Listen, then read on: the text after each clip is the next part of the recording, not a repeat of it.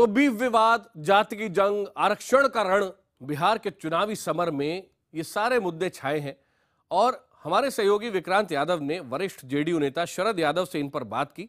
सुनिए क्या कुछ कहा शरद यादव ने।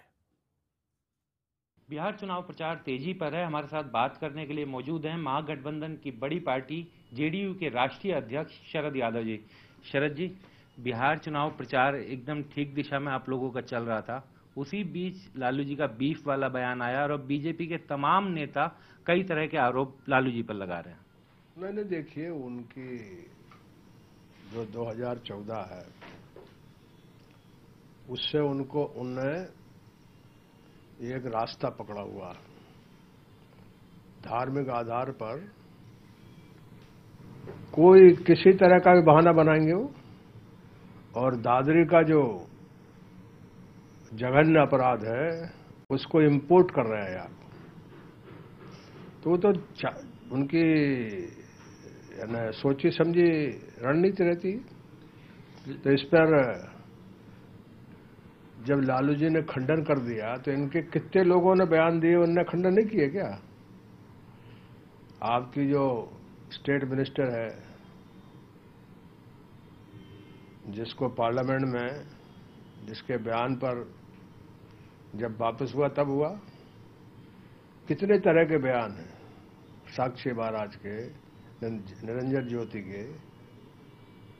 तो ये तो इनका एक आजमाया हुआ हथियार है ये, लेकिन बिहार में वो नहीं चलता।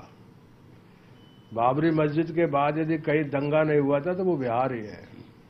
इसलिए इनका ये काम जो है वो आदत है, वो कोई ना कोई बहाने ये काम करते हैं, है ना। बाबरी जैसी एक तरफा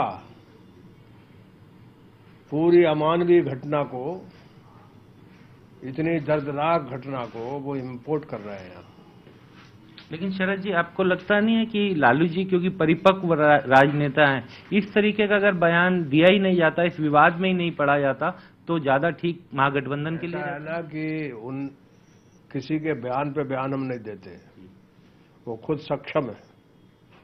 इतना जान लीजिए कि बिहार में वो जितना भी कोशिश कर रहे हैं और जितना प्रधानमंत्री जी घूमेंगे उतना ही हमारे हक में वातावरण बनेगा।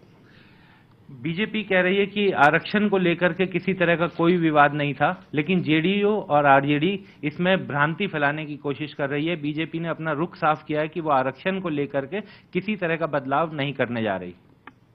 ऐसा है ना कि गोली और बोली ये वापस नहीं होती, और सर संघ चालक का जो बयान है वो इनका हाई कमांड है। उनके जबान से जो बात निकलती है वो आज नहीं तो कल होती है। ये इतिहास गवाही देता है इसकी। ये मंदिर मस्जिद का मुद्दा हो, पूरे देश भर में जितनी तरह की घर वापसी, लव जिहाद, तो वो कहीं बंद हुआ? ये तो गले से मना कर रहे हैं। जो उन्होंने गोली और बोली, मैंने कहा ना कि बोली उनकी जो निकली वो दिल से निकल गई है। और बिहार जो है वो सबसे ज्यादा जो कमजोर तबकों की लड़ाई है उसका सबसे बड़ा गढ़ है। तो यहाँ लोगों को समझने में देर नहीं होगी, और जितना वो बयान देंगे सफाई का, उतना ही ये मुद्दा नीचे तक जाएगा। शरद यादव से बात कर रहे थे विक्रांत यादव।